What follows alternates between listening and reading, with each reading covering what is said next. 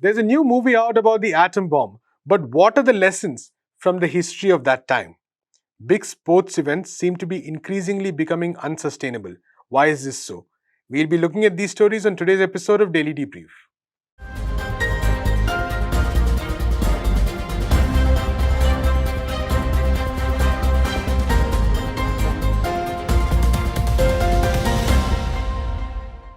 It's the age of what is called Barbenheimer, the massive social media frenzy over the release of Hollywood movies Barbie and Oppenheimer. Now, your anchor today has not had the chance to watch either movie, and we don't have the pop culture analysis chops to talk about Barbie. But as People's Dispatch, we have been covering the impact of nuclear weapons for years. The movie Oppenheimer talks about the life and work of J. Robert Oppenheimer, who was instrumental in the development of the atom bomb in the 40s. The world really never was the same after that. To talk a bit about this very important topic, we have with us NewsClick's Prabir Purkayastha. Prabir, I take it that you haven't watched the movie as well, but for many years, in fact, decades, you have been talking about this issue to all kinds of audiences. So I can't think of anybody better to talk about this.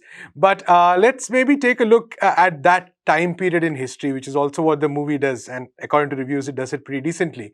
What is the kind of milieu in which the atom bomb was developed? There was World War II, but there were a lot of conflicting impulses that led to the development of the bomb before even it was deployed. So could you tell us a bit about that time, Oppenheimer himself? So, there are two sets of issues here, of course, which the atom bomb opened up. In fact, I would say there are three kinds of issues involved. One is that this was really science at a completely industrial scale, because the Manhattan Project, which the United States, of course, was perhaps the only country in the world who had the financial, the technological, and the industrial resources to set up a project of that scale, that they had at one point of time officially about 130,000 people working on the nuclear bomb, but quite possibly a total of a million, half a million people who worked on it. Now, this is a scale which you never thought of doing, what was essentially a prototype development, which is what it was at that point of time. And it was done in a very short period of time. If you take creating something which was only a calculation for the physicists and make that into a bomb, that was, of course, something which needed planning, meticulous organization, and of course, bringing scientists, technologists, and other people together. So I think one must recognize that that was a transitional moment for science and technology. And of course, the destructive nature of the bomb and what it did is, of course, what most people are familiar with. So we'll talk about that also. So the second part, of course, is the fact that it was a device that could have also destroyed all Earth or all living beings on Earth, because there was a possibility. In fact, it's interesting. Edward Teller is the first one who said, well, we have to think about, can such a device set a fusion reaction in nitrogen? Now, it may sound outlandish, but for nuclear scientists, it wasn't, because that's what the hydrogen bomb really is. It's the nuclear trigger really sets the deuterium and starts a fusion reaction in deuterium. Therefore, that's exactly what Taylor was talking about. Though, of course, calculations then more or less showed the chance was very, very small. And in fact, Enrico Fermi, who was one of the first to do the fission reaction in the laboratory, he in fact was taking bets that what is the chance that the whole atmosphere will actually go up and we'll all die. Okay, of course, it was a joke for him. But nevertheless, there was a possibility. And in fact, in the film, Oppenheimer, when he's asked by General Leslie Grove, says there is a near zero chance that it may happen. So Leslie Grove is shocked to hear that there is a chance, because that's all he heard. Okay, so these were some of the things in terms of what the bomb was, that it was qualitatively different from anything that we had seen before. And the power of the bomb far outstrips anything that was known to humankind even in the most destructive wars that we had fought. The third part of it is the geopolitical implications of having the bomb. And that, of course, haunts us even today. And it's not something which has gone away. And this is where Oppenheimer was thought, as was Einstein, were thought to be suspects. Their commitment to the United States was held to be not strong, and therefore they were never, in fact, after 1954 or 53, that Oppenheimer loses his privilege and is virtually destroyed as a person because he's then essentially put in the category of a person who's not trusted by the US government. He has friends who are communists. His girlfriend, who died in 1943, I think, was somebody who was a communist card carrying member. McCarthy era card carrying members, really, according to McCarthy, belong to jail. And his wife, later on, whom he had married, she was also known to be quite close to the communists, and he had friends. So at one point of time, he would have been part of a larger scientific community who had leftist ideas. And that in the era of McCarthy, that was a big no-no. So this is all the three things: the politics of the bomb, and therefore of Oppenheimer's role. As I said, he was not alone. Einstein was always in that category, but Einstein did not have the angst. He had not developed the nuclear bomb, the atom bomb, and therefore he did not have the angst, having done it, having done all that the United States wanted him to do. Yet they did not think he was somebody who was trustworthy, at least in the McCarthy period. They have actually restored his, what is it? His security clearance, I think, about a couple of years back. Of course, he's been long gone by that time, I think 40 years after his death or something. But they have officially recognized that what was done to him wasn't right. Right, Prabir, the last point, especially, actually, all the 3 points are interesting. That I wanted to combine maybe the first and the third points, which is also about the question of how scientists at that point were involved in various campaigns about the nuclear bomb itself, because it's something, again, you talked about. After Hiroshima and Nagasaki, there was the emergence of an entire movement which talked about peace, which talked about the dangers of nuclear proliferation. Scientists were really in the forefront of it. But nowadays, we actually see much less of that. So, when we look at, say, figures like Oppenheimer or Einstein, for that matter, why is it that there's maybe far less leading scientific voices in the forefront of these campaigns? Well, I'm going to come to whether scientists have become that desensitized to politics at all. I think that the arenas have shifted, but they haven't really become depoliticized as people may think. Let's take the nuclear bomb itself. See, at that point of time, there were certain papers which came out of the German laboratories, which seemed to indicate that Germany, there were people who were capable of producing, if Germany wanted to, a nuclear bomb. Okay. The atom bomb is, of course, how it is called, but I think the technical term nuclear bomb would perhaps be better. So that was the reason which Einstein wrote the letter to President of the United States at that Roosevelt. time, Roosevelt, saying that the US needs to build the bomb because Germany may have it. But what happened is they didn't know that the scientific community in Germany wasn't willing to make the bomb, most of them. And therefore, that project never really took off. So what they were doing is with the fear that Germany may have the bomb, they had an accelerated nuclear bomb program. But once Germany was out of the battle, then the question was, should it be used against Japan?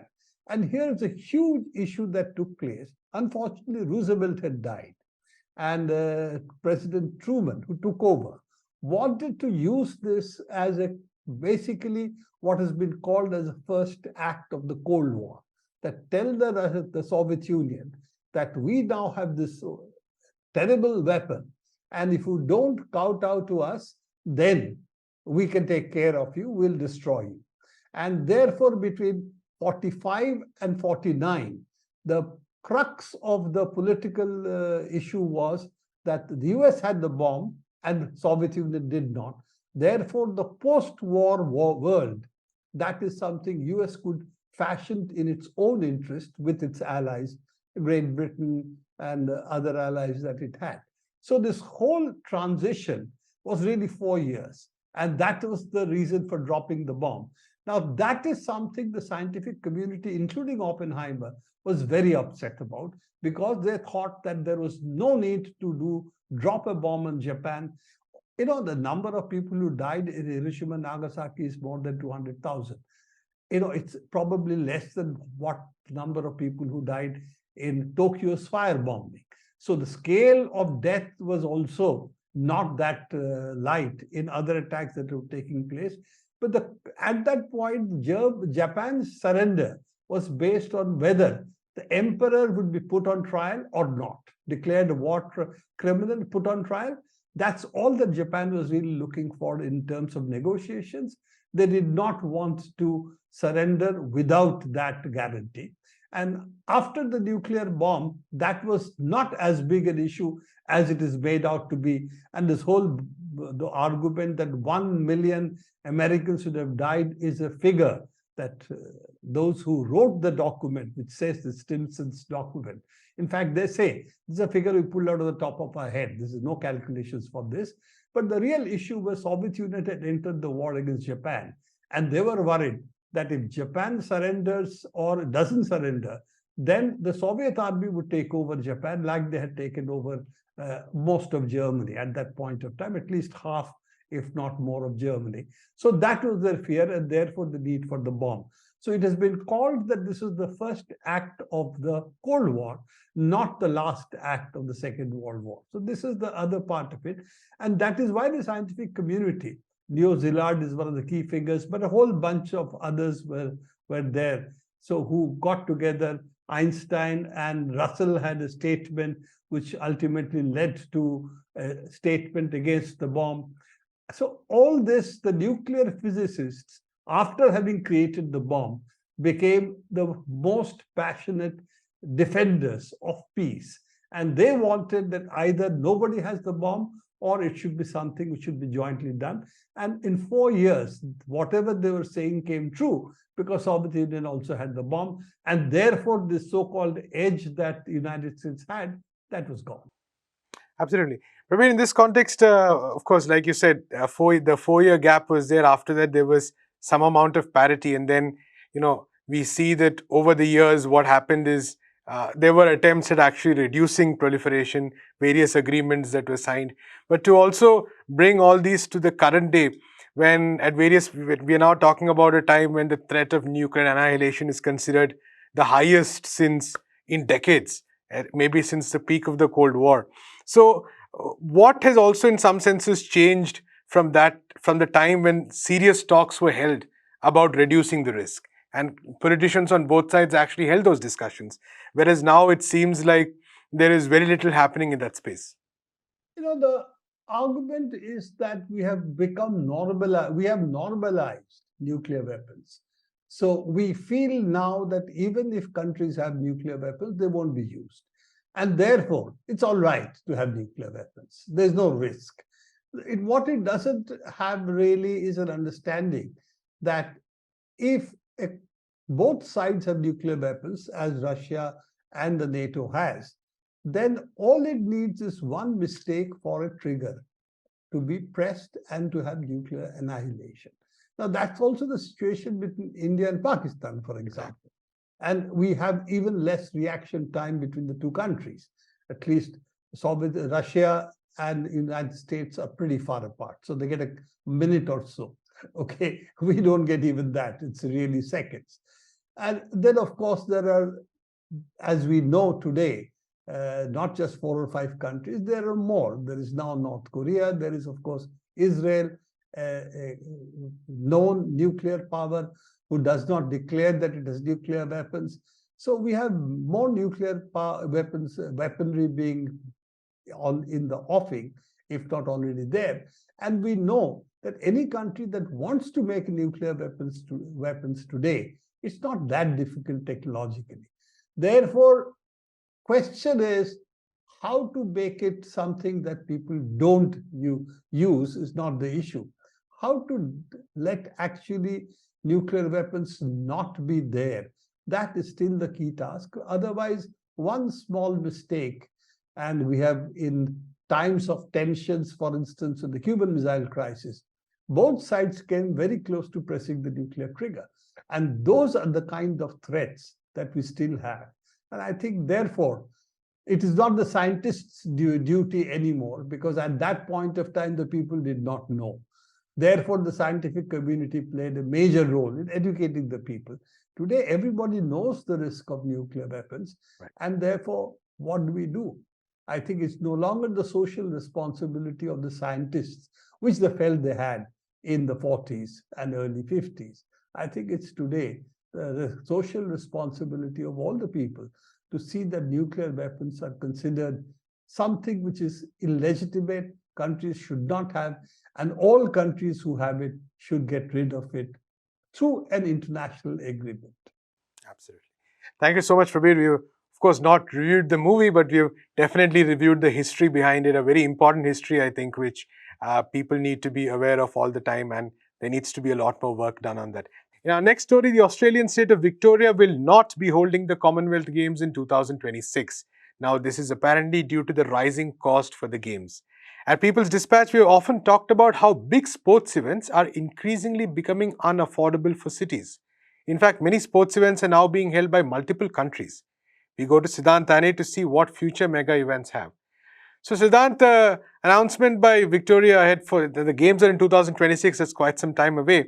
But you talked about this issue before, which is that sports events no longer have that kind of promise and glamour for host cities anymore.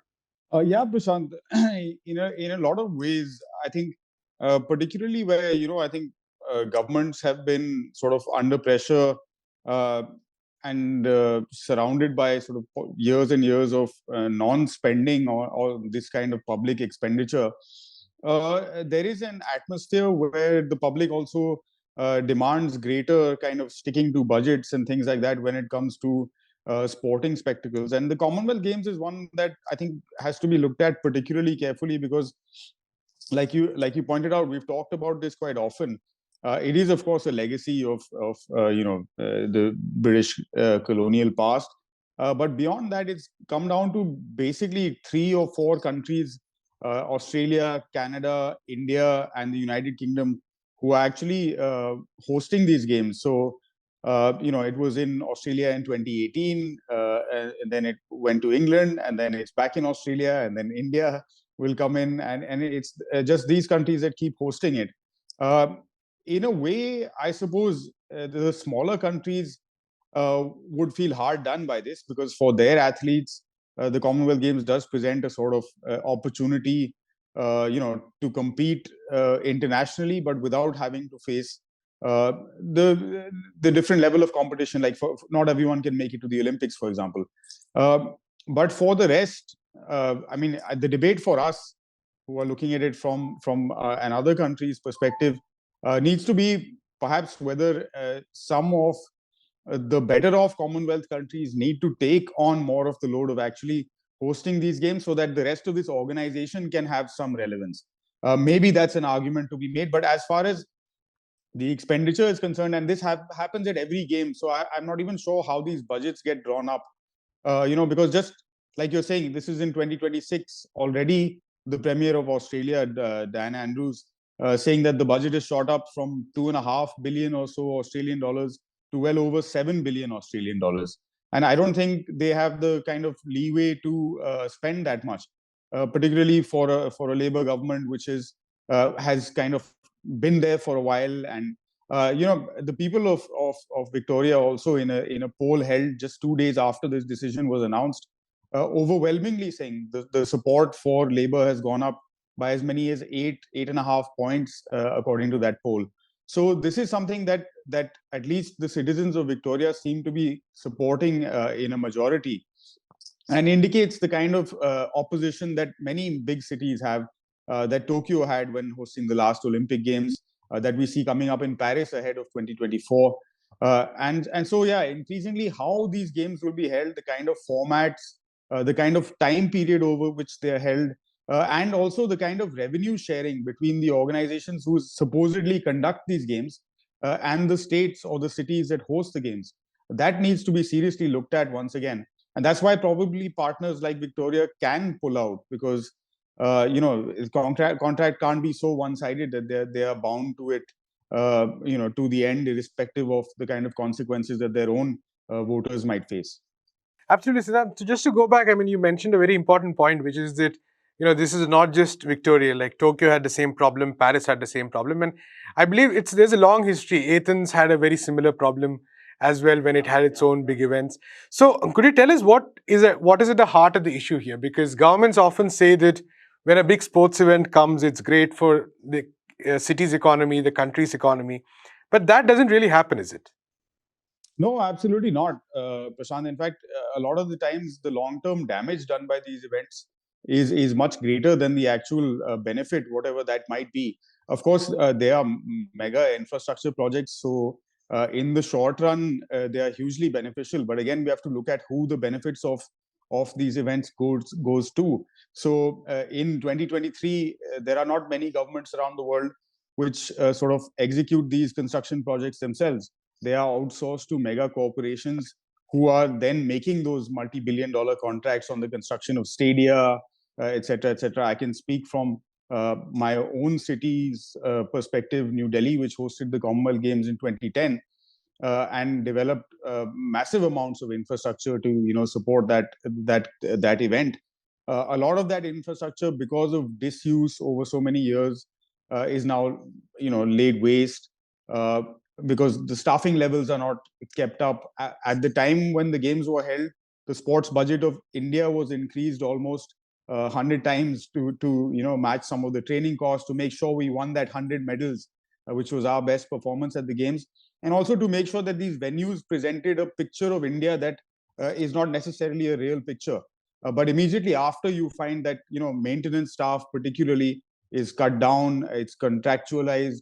So staff levels then is also staffing is also outsourced, uh, and with no real events happening, they become really sort of monumental practice grounds for kids to play on, and all of that, which is great. And the counter argument to what I'm saying will be that look, but tens of thousands of Delhi kids get a chance to play on these excellent quality pitches and such like. But the fact is that that infrastructure needs to be created by the city anyway, and can be done at a much lower cost, Right. than building big stadiums and things like that. So one is who makes the money of these projects, and two, like if you look at the revitalization that was, for example, supposed to happen in London's east side after the 2012 Olympic Games, and so of course it leads to things like gentrification. And it's always at a cost of services that are essential for a society to exist, like we talk about so often on People's Dispatch. So teachers will protest because the education system is underfunded. Doctors and healthcare professionals will protest because the healthcare system is underfunded. And the same governments are undercutting all of those systems and privatizing those systems. So it's at the cost of the long-term health of the city that these games are held. And there's a lot of talk of legacy and things like that. And in 2023 also, we have to consider the real serious environmental impact of these mega Right. games, with tens of thousands of athletes and officials coming from all over the world. The travel involved, all of those things. So overall, I mean, the sporting world really needs to look at how they're going to re-engineer things. And in that sense, Europe has taken the lead in a way by like doing the European Football Championships, for example. They wanted to spread it out across 10 countries and things like that. So it reduces travel, it reduces individual burdens on individual host cities, and it allows more people to somehow feel connected and participate in games as well. So that is perhaps one alternative. Thank you so much. That looks like decentralized sporting events perhaps are very much here to stay. And I think quite a few interesting discussions are probably going to take place in the coming years over this. So thank you so much for that. Absolutely. Anytime, Prashant. Thanks. And that's all we have time for today on Daily Debrief. This is our last show for the week. We'll come back to you on Monday. Until then, keep visiting our website, peoplesdispatch.org. Follow us on all the social media platforms. See you on Monday.